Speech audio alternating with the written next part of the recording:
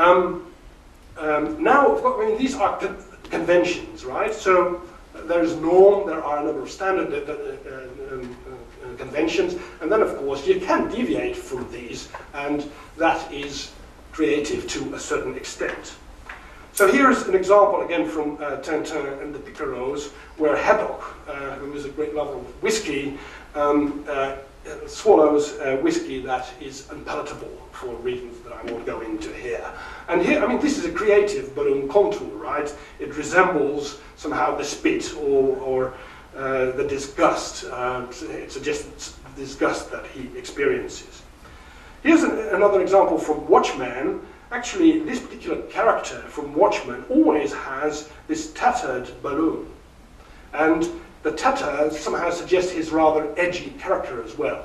I mean, it's functional because even if you see the balloon and the tail goes outside of the panel, you know it's him speaking because he's the only one to have such a balloon. And this is one from Persepolis, Mariana Satapris.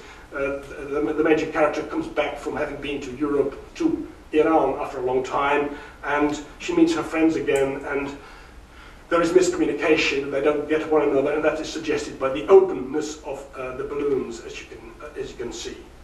Okay, creative input on the variable color. This is Tintin's dog, Snowy, who here has been bitten by some other animal, and is expressing his pain in all sorts of colors. Here again, I think this is from another Marvel comics, The Avengers, where actually this particular character has, I don't know whether you can see it, but it is not just a white balloon, it's a white yellow balloon, it's shading off into one another. So that is a creative deviation. And here, again from The Avengers, here is a character who actually, I don't know whether you can see it, but I will. It's in a different, it's both a different font and a different color of the balloon. And here, from Watchmen again, there's this one character who's actually turned into a kind of robot or a kind of Superman, not quite human person, who always has this type of balloon, blue in white. Okay, another variable is creative of creative input is the letter font and the letter style. You see what kind of comics I like and I read. Aspects again. This is the guide in the Circus Maximus, who's actually translating to tourists, and there is the Egyptian hieroglyphs, and there is well, you could say a kind of runic last type form chosen for yet another language group, perhaps Germans. Here we have a person singing, and the letters slightly move, they're not straight as they are in the other panels. Here again is Obelix being drunk, and the letters dance, and of course there's also the exchange, it should be parfaitement, and he says parfaitement, but also it's the dancing letters. And here's one actually I photographed in Brussels. It was on a wall, and it said, "Je m'excuse pour toutes les mécanicités que j'ai pu dire sur le graffiti." I excuse myself for all the naughtiness that I've been able to express on graffiti, via graffiti. But again, you see, there's a personal touch here because there's not just a single type font used. Then contents. Here's from this is one from Lucky Luke. I mean, the pictogram on the right is rather conventional, right? It is snoring. But on the left, actually, the people in the bed on the left are two inventors, right? So they do not just a hand saw, but they have an electric saw. So that is a very creative variety on the standard cliché snoring pictogram.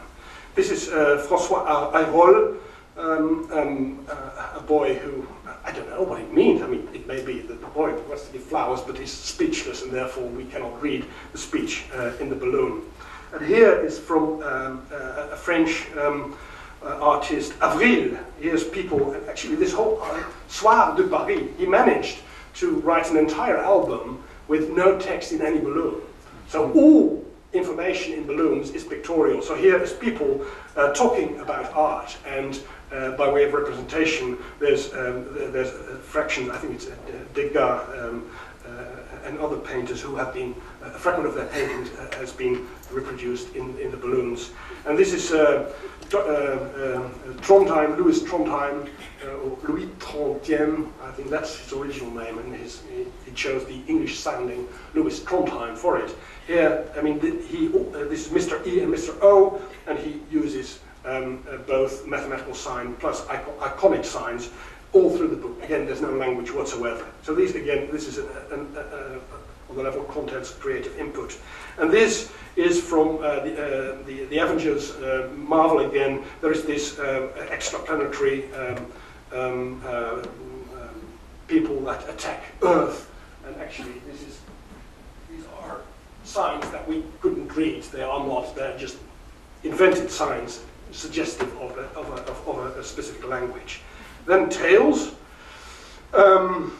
This is people talking. I mean, where we haven't had no chance to even find the source of the tales.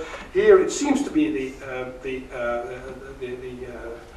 the animal talking, but actually it's the people talking in the background that talk.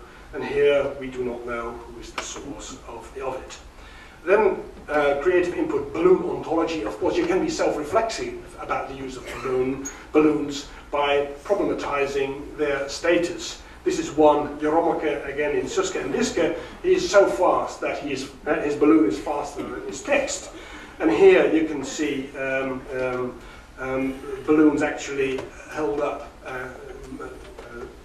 tied to the ceiling as if they are objects rather than things that don't work. Here's one from David Suter, a very intriguing one. And this is one I found from internet, which I found intriguing. Right, I love you. It is a joke on the heart, but it's a very bloody heart, right?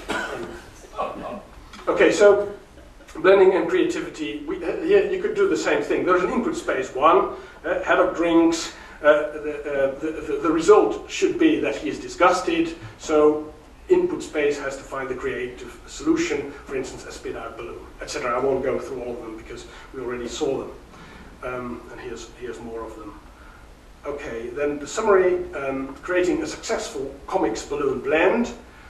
One, creative ballooning input is to enhance one, manner of speaking, two, topic of speaking, and or the identity of the speaker. These are three of the ways in which you can use balloons creatively. So again, I mean, talking about creation, you have to know, you have to think, what is the purpose, right? You have to be very detailed. You can't generalize about it. You have to look at what is the problem, because there is a problem or a self-imposed problem to be solved. So what could be a creative solution to this particular problem? So creative use depends on prototypical norm that has been mentioned in various guises already today and yesterday. You need to have a norm which you can break, because otherwise nobody would know what you would want to do. And the norm can be typical for an album, for an oeuvre, for a style, or a movement, or a period, or even a culture. I mean, it would be interesting, I mean, to compare Western comics and manga, for instance. And creative use requires an unexpected and efficient solution to a given problem. Otherwise, it's just showing off. I mean, that's of course the temptation always. I think, I mean, you can always do odd and strange things that nobody has ever done before. But if it's not demonstrably and immediately a solution, an efficient and unexpected solution to a given problem, it's just showing off. And we shouldn't forget that, of course, the different variables that I talked about can have the same function. You can have either this kind of spiky balloon to convey anger, or you can have the color red to convey anger, or you can have both. So they can be combined. And the specific meaning of a balloon variable can often only be determined by taking into account other sources of information. Right? In this case, you often need to know something, narrative information, or you need to know actually what is the content of what's being said in the balloon, or you have to see what's happening in a specific panel. Thank you very much.